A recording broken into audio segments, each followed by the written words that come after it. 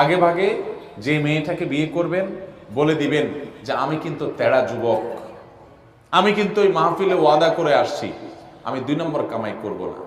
ডাল ভাত খেয়ে থাকা লাগতে পারে, অনেক সময় ডালও থাকবে না, এমনও হতে পারে লবণ ভাত খেয়ে থাকা লাগতে পারে, মরিচ ভাত খেয়ে থাকা লাগতে পারে। রাজি থাকলে আসো, এগুলা কোনো মুখরোচক গল্প শোনাচ্ছি না তোমাকে, আমি কিন্তু 2 নম্বর কামাই করব না, অতএব কামাই কম হবে, কষ্ট হবে, চাইলে আসো, আর না হলে এখনো রাস্তা মাপতে পারো।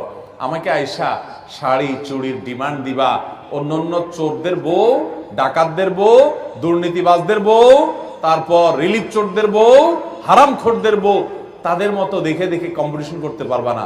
তুমি আমার বউ হতে হলে, হালাল খোরের বউ হতে হলে, তুমি সকল লোভ ছেড়ে দিয়ে সততার উপরে থাকার নিয়ত করতে হবে, কষ্ট করে চলার নিয়ত করতে হবে।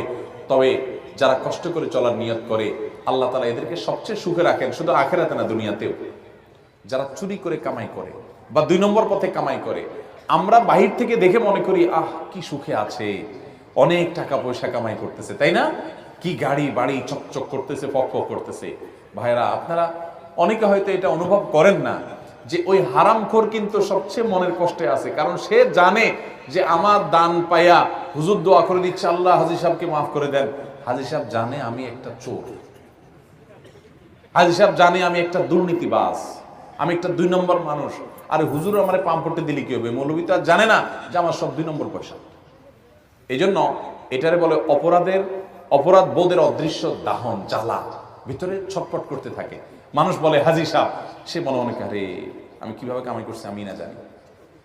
ভাইরা আমার, এই যন্ত্রণা তাকে কুরে কুরে শেষ করে। আর সৎ মানুষ তাকে যাচ্ছে না, পুছে না, দাম দেয় না, কিন্তু তার ভেতর থেকে একটা ফিলিংস হয়, কি জানেন? যে আলহামদুলিল্লাহ আমার প্রতিটা পয়সা টনটন করে বাঁচবে, আমি হারাম কোনো টাকা কামাই করি নাই, হারামের সাথে কম্প্রোমাইজ করি নাই, চলে কষ্ট করি, মানসিক শান্তি পায়।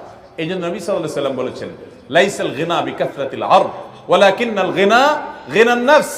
অনেক সম্পদ হয়ে গেলে এর নাম সচ্ছলতা নয়, আসল সচ্ছলতা হলো মনের সচ্ছলতা, যে আমি মনের দিক থেকে সুখে আছি।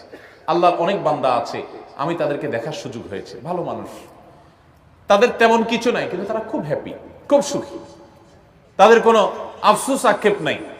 ওই বড় লোকের পয়সা দেখে তাদের ওই অসুস্থ প্রতিযোগিতায় লিপ্ত হতে মনে চায় না। তারা জানে এগুলো সব রেখে ওই 3 হাত মাটির নিচে চলে যেতে হবে, ধনী গরিব সবাই এক কাতারে দাঁড়িয়ে যাবে, অসততা করতে চায় না। আল্লাহ আমাদের সবাইকে সেরকম সাহসী সৎ মানুষ হওয়ার তৌফিক দান করুন।